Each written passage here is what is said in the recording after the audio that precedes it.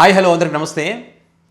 నేను చాలా సందర్భాల్లో చాలా వీడియోలో చెప్పాను, వైసీపీ పార్టీ నాయకులతో పెట్టుకోకండి, వైసీపీ పార్టీ సోషల్ మీడియాతో పెట్టుకోకండి, ఏదైనా ఒక అంశానికి సంబంధించి వాళ్ళు కనుక టార్గెట్ చేసే విత్ ఎవిడెన్స్తో వాళ్ళు మాట్లాడతారని చెప్పి చాలా సందర్భాల్లో చెప్పారు. పొలిటికల్కి సంబంధించి ఏదైనా వాళ్ళు ఆరోపణలు చేస్తే ఖచ్చితంగా వాటికి సంబంధించి నిజమా అబద్ధమా దానికి సంబంధించి వాళ్ళు ఆధారాలతో సహా వాళ్ళు కౌంటర్ ఇస్తారు. సోషల్ మీడియా అంత బలంగా ఉంది. అది ఒకవేళ సినిమా పరంగా సినిమా ఈవెంట్లో జగన్ గారి గురించి టార్గెట్ చేస్తే మాత్రం ఆ సినిమా తీవ్రమైనటువంటి నష్టాలను మూట కట్టుకుంటుంది, ఇందులో ఏమాత్రం డౌట్ లేదని కూడా చాలా సందర్భాల్లో చెప్పాను. మరి తెలుగు సినిమా పరిశ్రమకు ఏం పోయేకాలం వచ్చిందో నాకైతే తెలియదు, కానీ ఎందుకంటే నాకు ఈ మాటలు అనాలంటే కూడా అనుబుద్ధి కావట్లేదు. ఎందుకంటే జగన్ గారిని అన్నారని నేను కాదు, అసలు సందర్భం లేని చోట, అవసరాలు లేని చోట జగన్ ప్రస్తావన తీసుకురావడం, ఆ ఈవెంట్లో వెకిలి చేష్టలు, వెకిలి నవ్వులు, వెకిలి జోకులు వేసి ఏదో సాధించామనుకునేటువంటి భ్రమలో వీళ్ళు మునిగి తేలుతూ ఉన్నారు. తద్వారా సినిమా ఎంత నష్టపోతుందనేటువంటి ఆలోచన ఈ మూర్ఖులకు అస్సలే లేదు. వైసీపీ ఫ్యాన్స్ తలుచుకుంటే, వైసీపీ సోషల్ మీడియా తలుచుకుంటే సినిమా ఏ రకంగా ఫలితాలు ఉంటాయనేది మనం గతంలోనే చూసాం.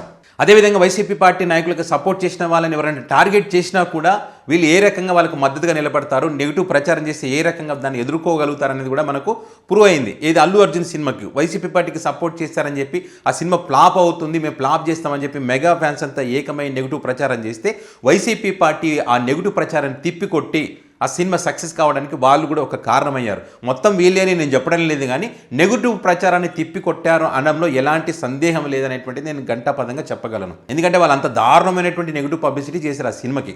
పైగా సినిమాలో దమ్ ఉంది కాబట్టి, ఆ సినిమాకి క్రేజ్ ఉంది కాబట్టి ఆ సినిమా ఆడింది. అదేవిధంగా గేమ్ చేంజర్ సినిమాకి సంబంధించి మెగా కాంపౌండ్కి సంబంధించిన సినిమానే కదా అది, మరి రామ్ చరణ్ హీరోగా నటించిన సినిమానే కదా, మరి వీళ్ళు తలుచుకుంటే ఆ సినిమాని ఎందుకు సక్సెస్ చేయలేకపోయారు? అంటే ఈ సినిమా అంత దారుణమైనటువంటి సినిమా అయితే ఏం కాదు, మళ్ళీ ఇక్కడ ఒకసారి చూడొచ్చు.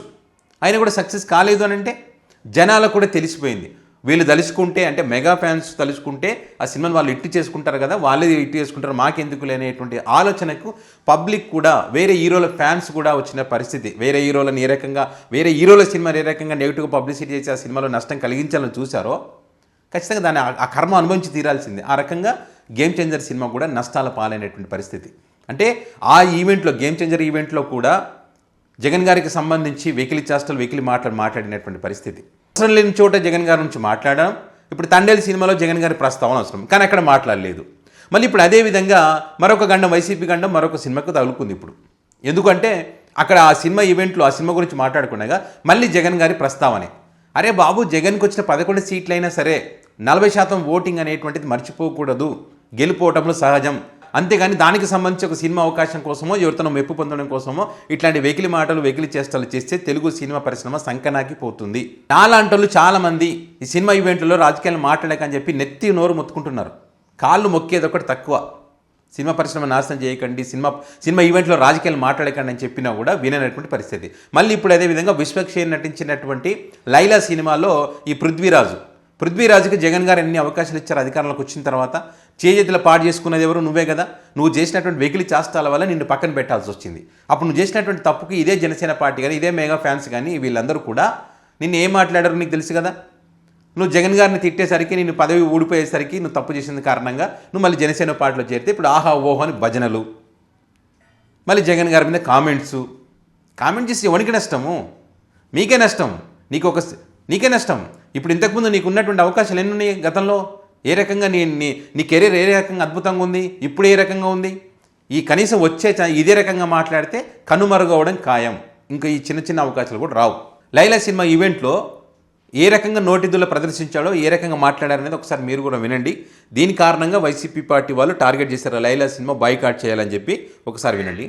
అది యాదృచ్ఛికంగా జరిగిందో ఇంకోటి జరిగిందో తెలియదు, కానీ సుమగారు మేకల సత్యాన్ని పట్టరండి అని చెప్పి తీసుకురమ్మంటాడు. తీసుకెళ్ళి ఒక మేకలు ఉంటాయి గ్యాప్లో, షార్ట్ గ్యాప్లో ఎన్ని ఉన్నాయిరా అన్న. ఈ ఒక 70 అంట, ఈ ఒక 80 అంట, 150 ఉన్నాయి మేకలు. డైరెక్ట్గా 150 మేకలు ఉంటే లాస్ట్ సినిమా అయిపోయి ఇంకో సీన్ ఉంది. నా బాంబర్దలు రాగానే నన్ను రిలీజ్ చేస్తారు. కరెక్ట్గా లెక్కేస్తే 11 ఉన్నాయండి. ఇది ఏమిటో నాకు అర్థం అవ్వాలి. అలాగా మాకు అన్నీ అలాగా సినిమాలో బ్రహ్మాండమైన ఇన్సిడెంట్లు పెట్టారు. ఇవి నోటిదూల మాటలు. సినిమా గురించి మాట్లాడు, సినిమాలో నీ క్యారెక్టర్ గురించి మాట్లాడుకో. ఇలా ఉండబోతుంది, మిమ్మల్ని నవ్విస్తానని చెప్పో, ఈ సినిమా మొత్తం మీద 2 గంటలు మిమ్మల్ని నవ్విస్తుందని చెప్పో, అన్ని వర్గాల ప్రేక్షకులను ఆకట్టుకుంటుందని అట్లాంటి మాటలు చెప్పండి. ఇట్లా జగన్ గారి ప్రస్తావన తెచ్చి సినిమాని సంఖ నాకించుకునేది మీరే, నాశనం చేసుకునేది మీరే.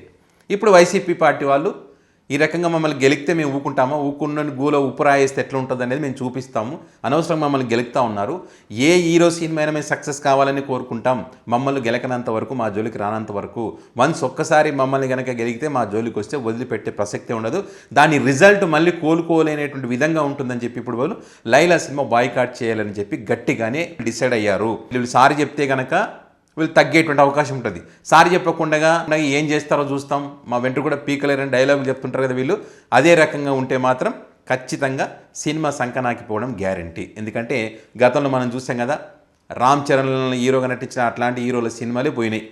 ఇక ఈ సినిమా పెద్ద లెక్కేం కాదు, కానీ మనమైతే సినిమా సక్సెస్ కావాలని కోరుకుంటాం.